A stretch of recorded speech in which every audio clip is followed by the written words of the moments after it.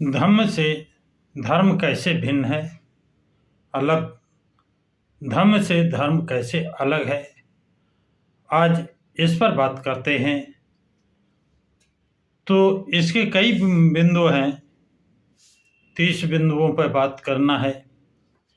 Number 1, Buddha जिसे धम्म कहते हैं वह मूल रूप में धर्म से सर्वथा भिन्न है। क्या कहते हैं? बुद्ध जिसे धम्म कहते हैं वो धर्म से बिल्कुल ही अलग है, भिन्न है, उसमें कोई समानता नहीं है। जिसे बुद्ध धम्म कहते हैं उसके सदृश है जिसे यूरोप में देववादी रिलीजन कहते हैं। यानी रिलीजन इंग्लिश में और उसको हिंदी में धर्म ही। वहाँ के कहा कि यूरोप के लोग देववादी जो देव को मानते हैं, ईश्वर के अस्तित्व में विश्वास करते हैं, उसे रिलीजन कहते हैं। तीसरा बिंदु है, हमारे दोनों में कोई अधिक सदृशता नहीं है। लेकिन दोनों में कोई अधिक सदृशता नहीं है, लेकिन दोनों में कोई समानता नहीं है, बल्कि दोनों में बहुत बड़ा अंतर है। थोड़ा बहुत नहीं, बहुत बड़ा अंतर है। नंबर 4, इसीलिए कुछ यूरोपी देववादी बुद्ध के धर्म स्वीकार करने से इनकार करते हैं। वो बुद्ध के धर्म को धर्म नहीं मानते हैं और धर्म मानने से साफ इनकार कर देते हैं कि बुद्ध का धर्म नहीं है। नंबर 5, हम इसके लिए कोई खेद नहीं है। हमें इसके लिए बुद्ध को मानने वाले, धम्म को मानने वाले कहते हैं कि हमको इसका कोई खेद नहीं है, कोई कष्ट नहीं, कोई चिंता नहीं है। हानि उन्हीं की है। हानि मीन्स नुकसान उन्हीं का है। किनका? जो धम्म को नहीं मान रहे हैं। इससे बुद्ध धर्म की कोई हानि नहीं होती। वो बड़े स्पष्ट कहते हैं, बुद्ध धर्म की इससे कोई हानि नहीं होती है, बल्कि इससे रिलीजन की कमियां सामने देखने को आती हैं। इससे रिलीजन की जो कमियां हैं वो सामने आती हैं। बिंदु नंबर 6, इस विवाद में पड़ने की अपेक्षा ये अच्छा है कि हम ये बताएं कि धम्म का क्या भाव है, धम्म का क्या मतलब है। हम वाद विवाद में इसमें पढ़ें कि धम्म अच्छा है या धर्म अच्छा है, इसके अपेक्षा हम ये बताएं, हम ये जानकारी दें कि धम्म का भाव क्या है, धम्म है क्या, और ये सिखाएं कि ये रिलीजन से कैसे भिन्न है। और हमको ये भी बताना चाहिए कि ये रिलीजन से कैसे भिन्न है, कैसे अलग है, इनकी क्या कमी, इनमें क्या विशेषता है, ये क्यों धम्म क्या है और धर्म क्या है, इसको बताना जरूरी है। इसके भेद को बताना जरूरी है।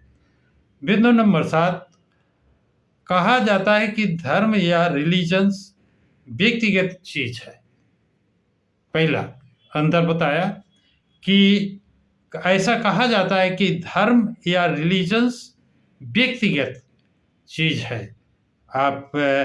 आपकी इच्छा है कौन सा धर्म मानेंगे, कैसा मानेंगे, ये उनकी व्यक्तिगत इच्छा है और आदमी को उसे अपने तक ही सीमित रखना चाहिए।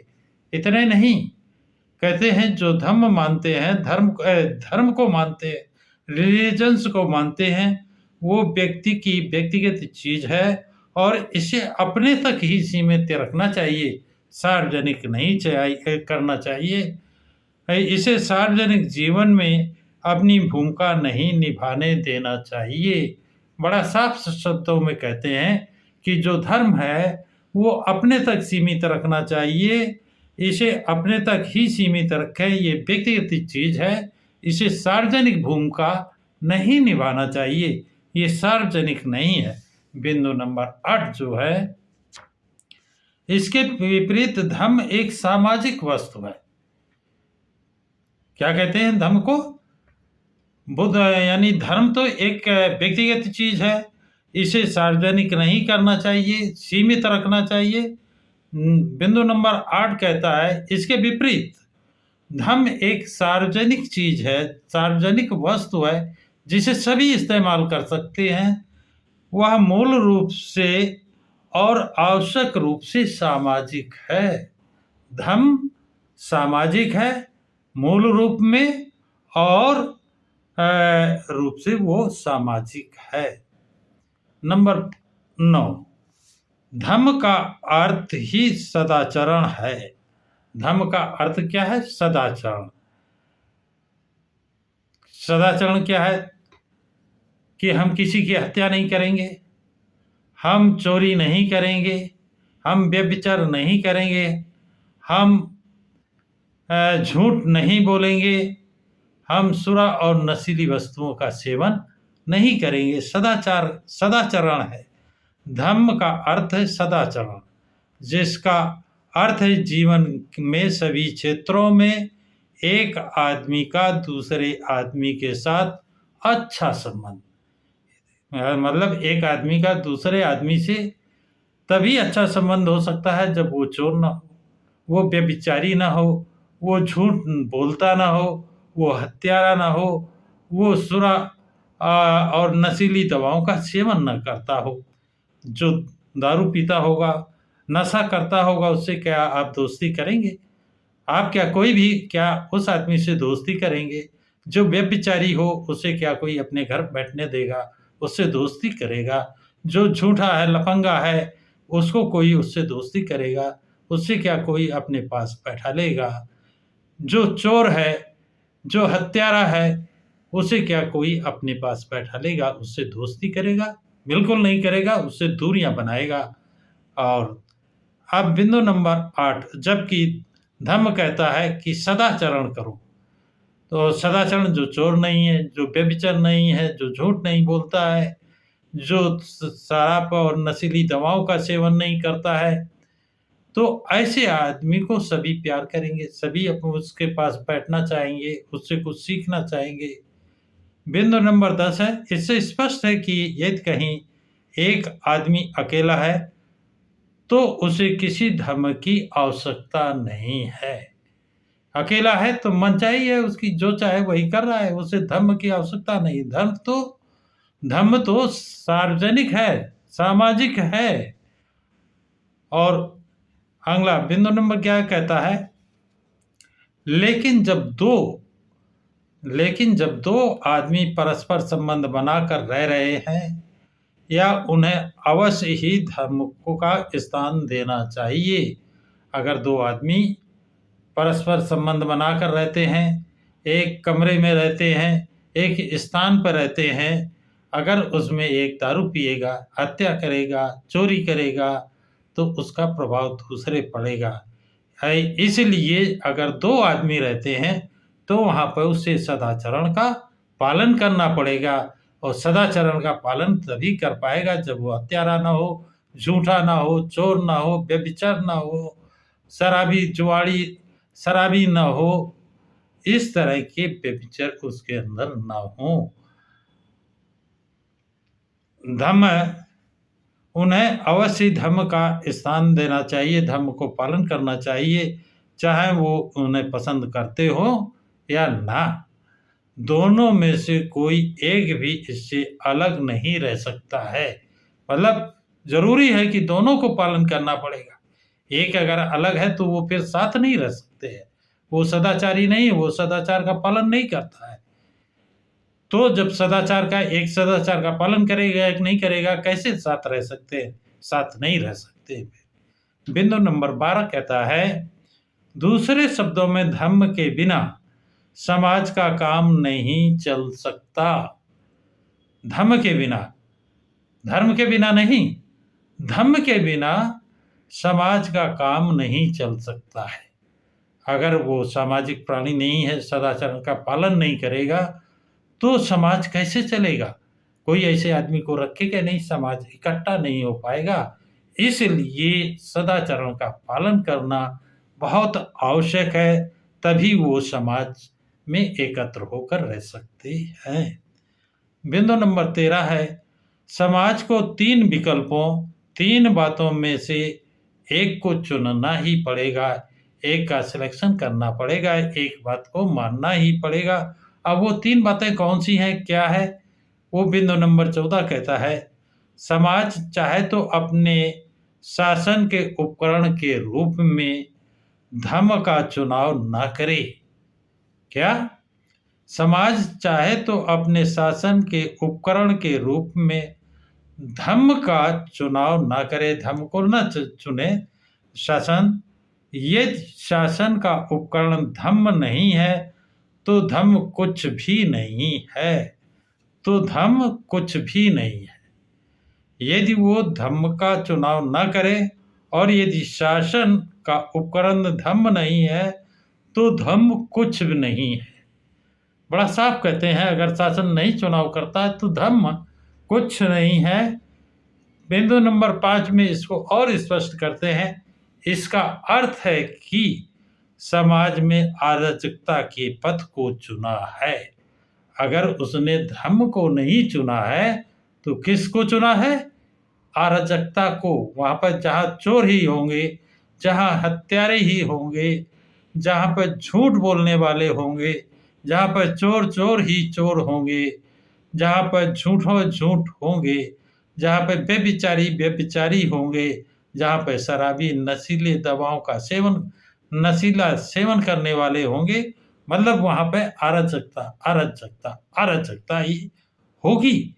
अब बिंदु नंबर 16 में कहते हैं, दूसरे समाज पुलिस अर्थात तानाशाही के शासन के उपकरण के रूप में चुन सकता है। दूसरे समाज की दूसरे कौन क्या चुन सकते? समाज पुलिस अर्थात तानाशाही, पुलिस का मतलब तानाशाही की जो कहें वही सही का शासन उपकरण के रूप में चुन सकता है। तानाशाही का शासन चुन सकता है, जो कहें वही। नंबर 17 कहते हैं, तीसरे समाज धर्म और न्यायाधीश दोनों का चुनाव कर सकता है। मतलब समाज धर्म का और न्यायाधीश का दोनों का चयन कर सकता है। जहाँ धर्म का पालन करने में असफल रहते हो, वहाँ कहते हैं जहाँ धर्म का पालन नहीं कर पा रहे हैं या फेल हो जा रहे हैं या उनके अंदर लोभ लालच आ जाता है, तो वहाँ न्यायाधीश का भी होना जरूरी है, जिससे जो धर्म को छोड़ करके शीलों को छोड़ करके गलत काम करता है, उससे न्यायाधीश का काम क्या होता है कि गलत को, दोषी को दंडित करना। तो न्यायाधीश का होना भी जरूरी है। बिंदु नंबर 18 कहता है, अराजकता और तानाशाही में स्वतंत्रता नहीं रह पाती। बड़ा क्लियर कह रहे हैं, जहाँ पे अराजकता होगी या तानाशाही होगी, अराजकता हो और तानाशाही भी हो, फिर तो सोने में सुहागा, वहाँ स्वतंत्रता नहीं रह सकती है। ना वहाँ पर किसी की मान मर्यादा बचेगी, ना इज्जत बचेगी, ना धन संपत्ति बचेगी, ना जान बचेगी। शीलों का पालन नहीं होगा तो फिर समझिए क्या होगा, अराजकता ही अराजकता होगी। इसीलिए धर्म होना बहुत जरूरी है समाज के लिए। नंबर 19 जो है, 19 कहता है, केवल तीसरी व्यवस्था में ही स्वतंत्रता जीवित रहती है। तीसरी व्यवस्था क्या है? जहाँ धर्म भी हो और न्यायाधीश भी हो, कि गलत करेगा धर्म पालन करेगा, धर्म पालन करने में अगर कोताही करेगा, भूल करेगा, जानबूझकर भूलें कई तरह से होती हैं, अगर जानबूझकर भूल करेगा तो उसे न्यायाधीश जब होगा तो उसे दंडित करेगा, जिससे वो दोबारा भूल ना करे। वहीं पर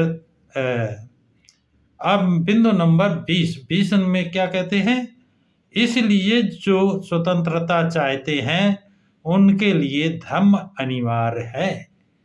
बड़ा साफ है। 20 में कहते हैं, जो स्वतंत्रता चाहते हैं, आज़ादी चाहते हैं, उनके लिए धम्म अनिवार्य है। आज़ादी जब ही होगी, फ्री जब ही होंगे, मन फ्री जब ही रहेगा जब हत्यारा ना हो, चोर ना हो, लुटेरा ना हो, बेविचारी ना हो, झूठ ना बोलता हो और नशाओं का सेवन ना करता हो, तभी वो धर्म का पालन कर सकता है, तभी वो खुशी रह सकता है, स्वतंत्र रह सकता है। नंबर 21 कहता है, अब जानते हैं कि धर्म क्या है। धर्म क्या है और धर्म की आवश्यकता क्यों है। बड़ा अच्छा सवाल कर रहे हैं। आप जानते हैं कि धर्म क्या है और धर्म की आवश्यकता क्यों है। भगवान बुद्ध के अनुसार धर्म 2 आधार तत्व हैं, प्रज्ञा और करुणा। धर्म क्या है, धर्म की आवश्यकता क्या है, इसका जब उत्तर पूछा गया तो बुद्ध कहते हैं इसके 2 आधार तत्व हैं। 2 आधार तत्व उन्होंने कौन से बताए, एक प्रज्ञा और दूसरा करुणा, कि धर्म के लिए बहुत आवश्यक है एक प्रज्ञा और दूसरा करुणा।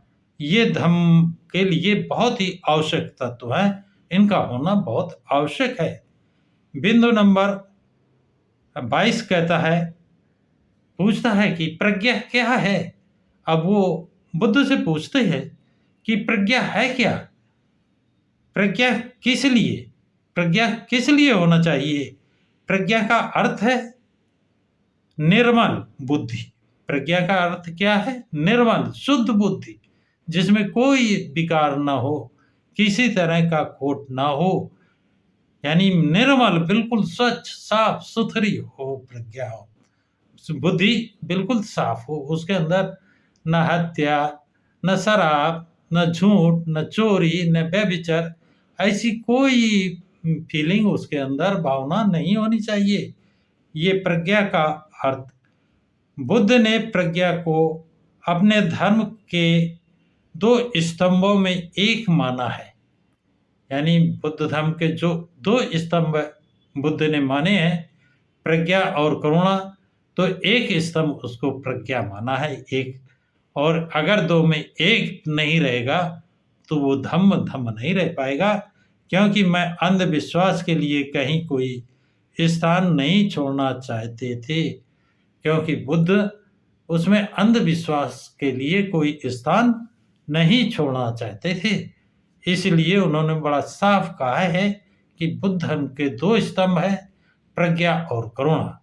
और प्रज्ञा में जरा भी बिल्कुल निर्मल बुद्धि होनी चाहिए, साफ सुथरी हो, और इसके लिए जो आवश्यक है वो अभी बताया आपको। बिंदु नंबर 23 कहता है, करुणा क्या है। यानी अब जो बुद्ध धर्म का दूसरा स्तंभ है करुणा, तो पूछते हैं बुद्ध से कि करुणा क्या है वो, और करुणा किस लिए, करुणा है क्या और करुणा पालन क्यों करें, किस लिए करें। तो कहते हैं करुणा का अर्थ है दया, यानी प्रेम। जब दया होगी तभी प्रेम होगा, करुणा नहीं होगी तो प्रेम कहाँ से होगा, फिर तो वो निर्दयी होगा। दया होना जरूरी है, करुणा होना जरूरी है, क्योंकि इसके बिना समाज ना तो जीवित रह सकता है और ना ही उन्नति कर सकता है। जब करुणा नहीं होगी, निर्दयता होगी, तो हत्या होगी, फिर समाज कैसे रह पाएगा, फिर व्यभिचार होगा, फिर झूठ बोलेंगे। तो ये सब चीज़ें जब करुणा और दया नहीं होगी तो फिर ये सारी चीज़ें हावी हो जाएंगी, फिर समाज का रहना संभव नहीं होगा। यही कारण है कि बुद्ध ने करुणा को अपने धर्म का दूसरा स्तंभ माना है। बिंदु नंबर 24, बुद्ध के धर्म की यही परिभाषा है। अब आपके बुद्ध धर्म की परिभाषा समझ गए होंगे, समझ में आ गई होगी, प्रज्ञा और करुणा। बुद्ध के धर्म को समझने के लिए प्रज्ञा आपको समझनी पड़ेगी और करुणा। 25वां पॉइंट है, धर्म से धर्म की परिभाषा कितनी भिन्न है। अब आपके समझ में आया होगा धर्म से धम्म की परिभाषा कितनी भिन्न है, क्योंकि धर्म तो व्यक्तिगत है, सार्वजनिकों से नहीं किया जा सकता है, अकेले के लिए है, वो सामाजिक नहीं है। जबकि धम्म सामाजिक है, समाज के लिए है। एक से दो हो जाएंगे तो वहाँ धम्म का पालन करना अनिवार्य हो जाता है। और धम्म के दो स्तंभ जो मजबूत, जिस पर धम्म खड़ा है, तो बहुत गौतम बुद्ध कहते हैं उसके दो स्तंभ प्रज्ञा और करुणा। अगर प्रज्ञा और करुणा नहीं है तो फिर वो धम्म सफल नहीं हो सकता, फिर अराजकता हो।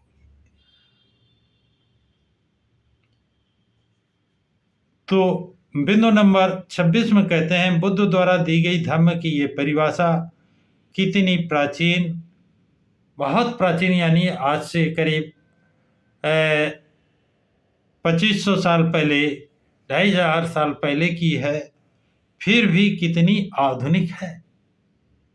यानी इतनी पुरानी होने के बाद भी आधुनिक है, आज की लगती है कि आज भी उसकी वही चीज की आवश्यकता है जो गौतम बुद्ध ने बताया था। बिंदु नंबर 27, कितनी आदिम और फिर भी कितनी मौलिक है। धम्म की परिभाषा, धम्म कितना आदिम का मतलब कितना पुराना है, लेकिन मौलिक है, बहुत जरूरी है, आवश्यक है। बिंदु नंबर 28, किसी से उधार नहीं ली गई है फिर भी कितनी सच्ची है। कहते हैं ये धम्म किसी से उधार नहीं लिया गया है, ये स्वयं बुद्ध की खोज है, बुद्ध की देन है। तो कहते हैं फिर भी कितनी, किसी से उधार नहीं ली गई है, फिर भी कितनी सच्ची है, कितनी सही है, इस पर लोग विश्वास करते हैं। बिंदु नंबर 29, प्रज्ञा और करुणा का एक अनूठा सम्मिश्रण ही तथागत का धम्म है। कितनी बड़ी बात, क्या प्रज्ञा और करुणा का सम्मिश्रण ही बौद्ध धम्म का धम्म है। इसमें बौद्ध धम्म में प्रज्ञा और करुणा का होना नितांत आवश्यक है। इनका मिश्रण होना, इन दोनों तत्वों का होना बहुत ही आवश्यक, कंपलसरी कहते हैं, बहुत आवश्यक है। और बिंदु नंबर 30, लास्ट, अंतिम, धम्म और धर्म में बस यही अंतर है। क्या जो इतना बताया गया कि धर्म और धम्म में यही अंतर है, इसको समझ लीजिए तो आप जो समझ जाएगा वो धर्म को नहीं, वो धम्म के को मानेगा, वो करुणा को मानेगा, वो प्रज्ञा को मानेगा। तो साथियों, ये जानकारी आप लोगों को कैसी लगी कमेंट्स बॉक्स में जरूर लिखें, और इस वीडियो को लाइक शेयर सब्सक्राइब जरूर करें। ये गौतम बुद्धा एंड उनका धम्मा के पेज नंबर 301 से मैं बता रहा हूँ, उससे ये प्रसंग लिया गया है।